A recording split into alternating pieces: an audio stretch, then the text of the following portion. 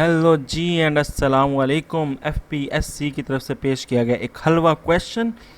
अच्छा जी, कहते हैं जी वैल्यू ऑफ कंप्यूटर डेप्रिशिएट। एक कंप्यूटर है, उसकी कीमत जो है वो डेप्रिशिएट कर रही है, कम हो रही है। कितनी कम हो रही है? एनुअली 10% सालाना उसके पैसे जो हैं वो कम होते जा रहे हैं।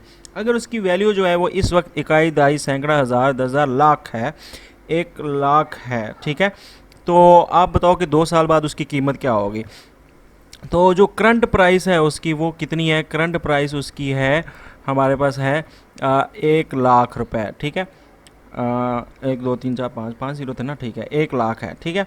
अब क्या होता है, 10% उसकी 2 साल है ना, तो हम पहले साल की बात कर लेते हैं कि आफ्टर 1 ईयर उसकी कीमत कितनी होगी। आफ्टर 1 ईयर उसकी कीमत होगी, हम ले लेते हैं 10% गिर रही है ना, तो 1 लाख का 10% कितना होता है?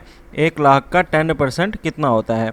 तो ये ज़ीरो, इधर से ज़ीरो कट गया, ज़ीरो से कट गया, 10,000 होता है ना।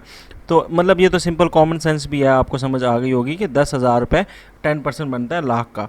तो 10,000 कम हो गई, तो इट्स मीन कि 1 लाख में से आपने माइनस कर लेना है 10,000, जो कि कितनी बन जाएगी? जो कि बन जाएगी 90,000। तो 90,000 भाईजान 1 साल बाद कीमत हो जाएगी। तो फिर सेकेंड ईयर जो दूसरा साल आएगा उस साल में कितनी होगी?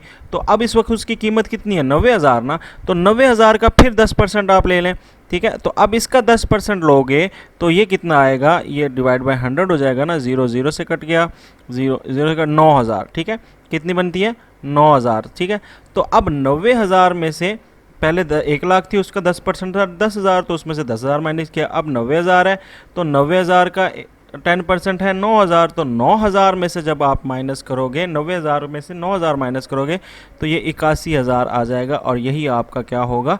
आंसर होगा। तो 81,000 विल बी द आंसर, कि 2 साल बाद उसकी कीमत 81,000 पे आ जाएगी, ठीक है। वेरी सिंपल एंड वेरी आसान क्वेश्चन।